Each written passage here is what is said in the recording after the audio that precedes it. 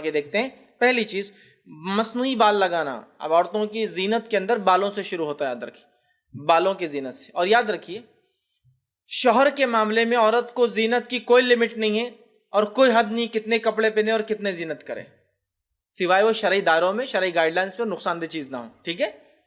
شوہر کا جہاں تک معاملہ ہے، عورت کو کوئی لمیٹیشن سیٹ نہیں کہ کپڑے کیسے پہنے اور کیا کرے، اس لیے کہ میاں بیوی کا معاملہ ہے۔ اس کے علاوہ جو محرمات کا معاملہ ہے تو ان محرمات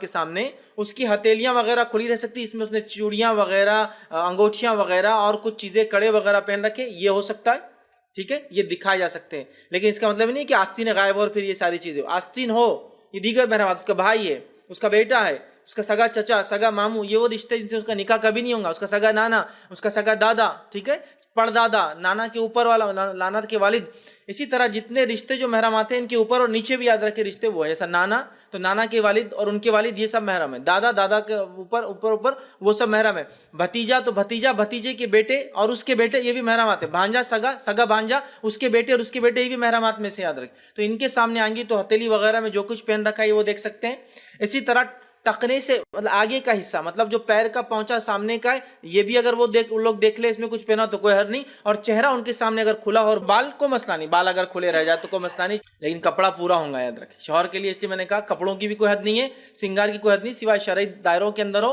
اور نقصان دینا ہو گیا۔ لیکن دوسرے محرمات کے لیے جو گھر میں ہے، والد کے سامنے بیٹی جا رہی ہے،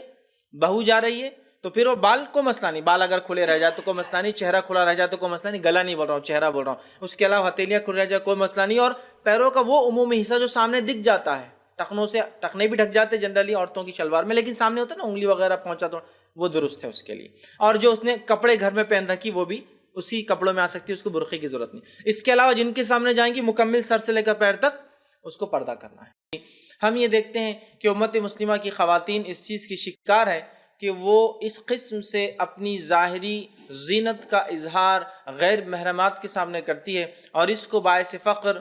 باعث مقام، باعث سوسائٹی مینٹین کرنا، باعث خوبصورتی یا خوبصورتی کا اسی کو پیمانہ بنا کر جو ہے لے کر چل رہی ہے۔ اور اس حد تک اس معاملے میں امت مسلمہ جس کو کہیں گے ہم شکار ہو چکی ہے زیادتی کی، حدود کو لانگھنے کی، کہ وہ تمام چیزیں جو مخصوص تھی، جو ظاہری زینتیں، جو خاص زینت کے دو حصے اگر تقسیم کیا جائے، ایک وہ ظاہری زینت جو صرف شوہر کے سامنے آ سکتی ہے، اور ایک وہ ظاہری زینت جو شوہر کے علاوہ محرمات کے سامنے آ سکتی ہے، ٹھیک ہے۔ تو شریعت میں ظاہری زینت صرف دو ہی لوگوں کو بتائی جا سکتی عورت کی، ایک اس کا شوہر اور ایک اس کے محرمات۔ اس کے علاوہ جو دوسرے لوگ ہوتے ہیں ان کے سامنے کسی قسم کی زینت کے ساتھ عورت نہیں نکل سکتی ہے۔ تو شوہر کے سامنے زینت کا اظہار اور محرمات کے سامنے زینت کا اظہار، لیکن اس معاملے میں ہم دیکھتے ہیں جو زینت کا اظہار شوہر کے سامنے ہونا تھا وہ زینت کا اظہار عوام کے سامنے ہو رہا ہے، عوام کے سامنے ہو رہا ہے، سارے لوگ وہ دیکھ رہے ہیں، مطلب شوہر کوئی خاص نہیں رہا پھر اس مسئلے میں، اس لیے کہ سارے لوگ دیکھ رہے ہیں۔